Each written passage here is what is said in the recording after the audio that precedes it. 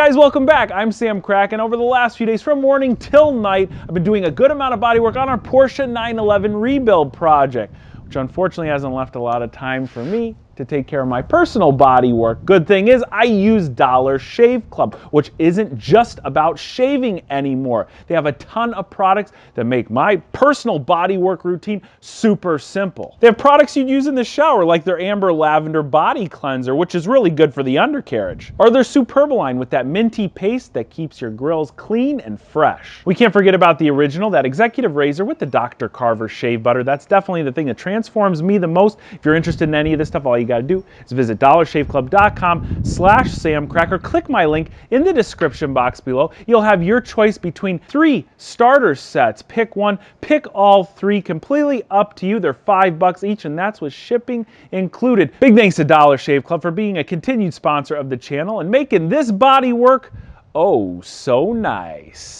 Let's start things off with some plastic welding fun. I bought this at the Budget Tools store. All it is a soldering iron with this triangle shaped tip on the end. This kit was like 15 bucks, came with the mesh. Mesh at the auto parts store was over $10 for a big piece of it. Some mesh, some plastic weld sticks. I think this will be the strongest way to repair the cracks in our bumper. Once we get this welded in, it'll give me the ability to manipulate the rest of the crack here, undo our vice grip, redo it, and then just make one really nice clean patch.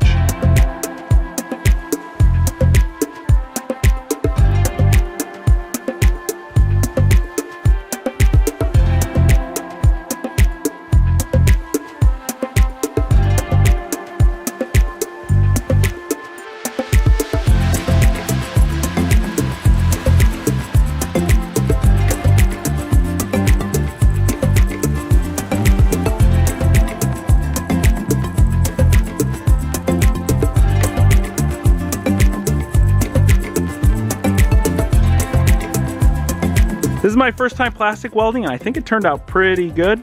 The mesh, you can see it adds just a nice reinforcement all around the crack area. Where you see this black stuff, that was one of those plastic weld sticks. And I just put that over where the crack was. Right here is our slot for the trim piece that plugs in right there in the bumper. Did it there, here, and then I also put some where the license plate holes were. I went ahead and filled in the little gaps with a little bit more of the plastic weld material, just so it's less body fill that we'll end up using. I'm filling it because in our state, we don't require the use of a front license plate and our cracks. So if they're on this side right here, you can see these need to be sanded really, really well. Get rid of all that paint that's cracked.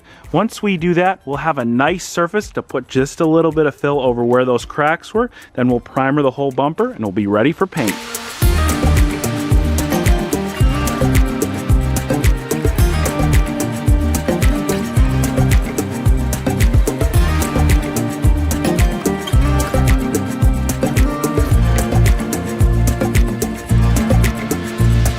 I got to do one thing each video to disappoint the professional body men out there.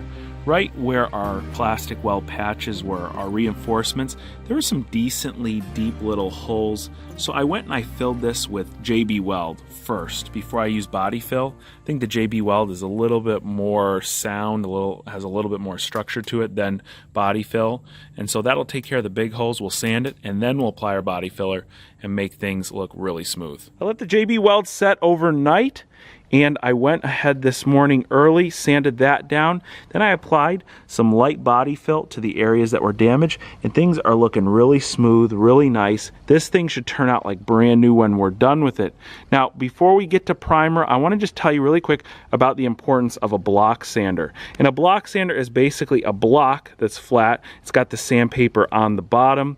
When you use a block sander, it assures that you're evenly sanding your surface. I learned this the hard way on the Jaguar. Remember the Jaguar project? I sanded the whole body down in order to get it ready for paint. And when I did so, I just used my hand to sand. Well, when you use your fingers and you're pushing in like this, you're unevenly sanding the surface, and you will notice waves when the finish is done. When you use a block, it's flat. and you just let the pressure of the block do the work. It's a lot easier on your hands, number one, but number two, you assure yourself you're not gonna have this issue of a wavy panel when you're all done. You can find block sanders like this and all the tools and materials we've used today to repair this bumper at Eastwood. I'm gonna link them in the description box below, and I wanna thank them very much for providing all these materials and tools to repair the bumpers. Now let's clean this and prime it.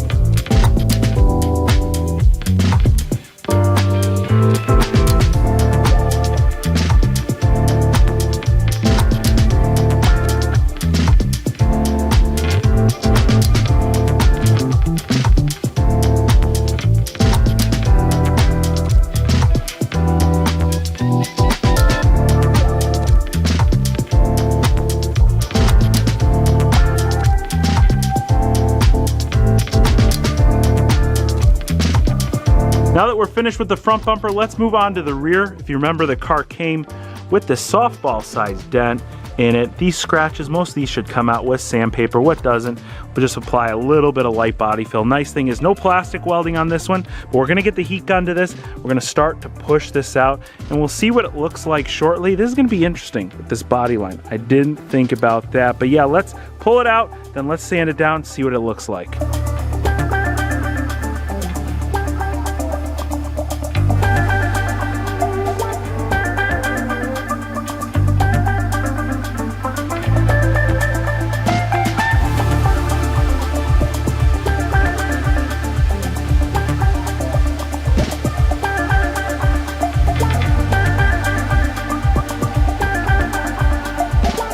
All right, we got both our bumpers where we need them to be. Unfortunately, for this one right here, I ran out of primer using it on the front bumper, and I have a brand new container primer that Eastwood sent me. I left it in a car that's not parked here, so I gotta go get that. We're gonna be primering this next time, and we're gonna use our new paint system because the air compressor just wasn't putting out enough air, and this primer was drying before it was hitting the surface. So we had kind of this dusty or sandy looking primer. This is pretty close to being ready for paint. I mean, it's 98% there. There are a few little spots I was just gonna do a little spot fill on. Then I was going to do one nice pass with our new turbine-based paint system. That should help us out with our dry primer issues. I can't wait to paint these because I've got a big surprise in store. I think you guys will really enjoy it, and I think they'll come out way better than our old paint system that just wasn't working out for us. Taking a break in Porsche work because the tractor's water pump let loose here. Let me show you real quick what I'm talking about.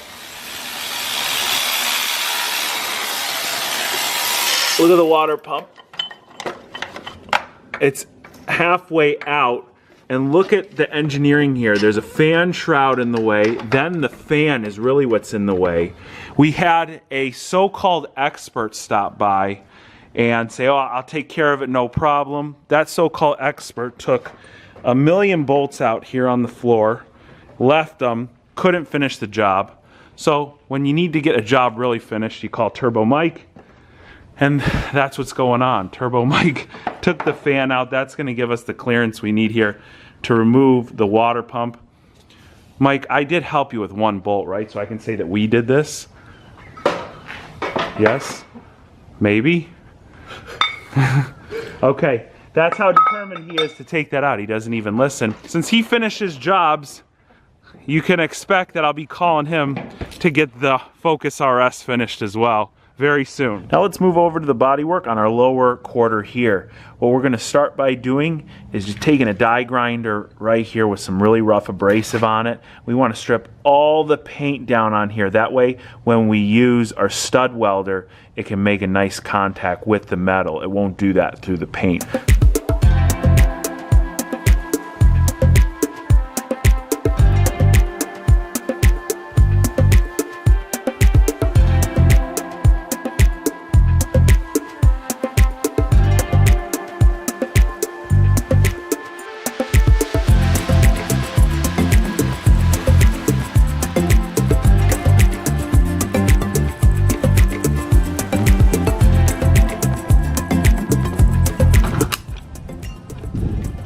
All right, just got a stud stuck in the actual slide hammer, which was no fun. All right, that should be good now. No, okay. What the fuck is going on? All right, let's see. It's not hooking. This is not hooking. I feel like I got a broken slide hammer from the bargain tool store. Would that surprise you guys? I think I do. If it's not. Now my stud is stuck again in here. It's tough to get it out. What I was just using was a slide hammer that comes with the kit. You go and you stick this end into the stud that we stud welded onto the car. Then you use this offset wheel. You can actually see when you spin it this way, it goes up and down. You're supposed to lock this wheel into the stud and then you pull. But this is junk. I can't get this to grab onto one of the studs. If I do, it permanently keeps the stud in here and just breaks it off. This is no good. I read online a bunch of reviews that say that this is really a poor design and a lot of people have an issue with it. I went online. A new slide hammer is over $100. It's going to take 3 to 5 days to get here. I'd be fine with buying one, but I can't wait the 3 to 5 days. So we're going to get a little bit creative with the welder that I just bought from the bargain tool shop and a vice grip and our original slide hammer. See if we can't make it better.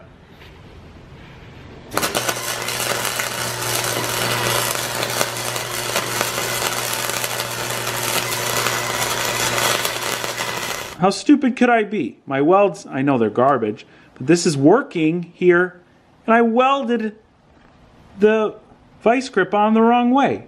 This thread should be back here.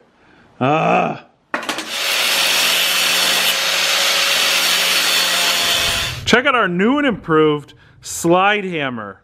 So basically, we need to just weld up a stud here. We're gonna clamp onto it with our vice grips, and we're gonna use the slide hammer. Let's see if this works. I did have to take the wheel back off here because it became very apparent the amount of clearance I needed. I need to kind of get around these corners here. I'd be running into the wheel itself that was in place. So this gives me a little bit more room. I've got the car on a jack. I've upgraded the jack stand in the front corner there. So we're gonna give it a few pulls, make sure it's really solid before we really start making this thing look normal again.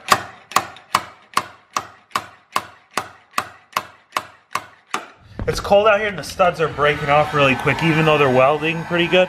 So I'm just gonna heat this up and then we're gonna try a couple more. See if we can't get this to move a little bit before we wrap this thing up.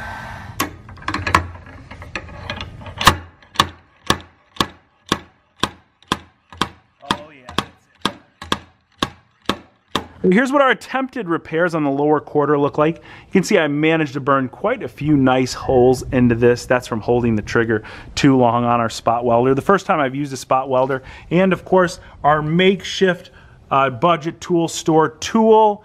But I could tell you, even though this is ugly, it should be pretty functional. The shape of this is way better than it was before. Now, I'm not completely done. This is a time-consuming process, so I'm gonna work on this a little bit more, and then I'm gonna put a little bit of fill. Not sure if I'm gonna use the fiberglass fill yet, or if I'm gonna use just regular body fill. Let me know what you think in the comments section below about that. Once that area is done and ready for paint, or maybe it will be completely painted and finished, I'm going to be posting a picture of it on Instagram before I make a video here on YouTube. So if you're not already following me, you can find me right here or click the link in the description box below. This car is almost finished. After it's painted, all you gotta do is assemble that front end bumper, a couple screws, a little bit more body assembly around there, and then we've got brake and suspension work. That is it, a running, driving Porsche 911 for really, really cheap. Guys, I wanna thank each and every one of you for watching today. I will catch you very soon.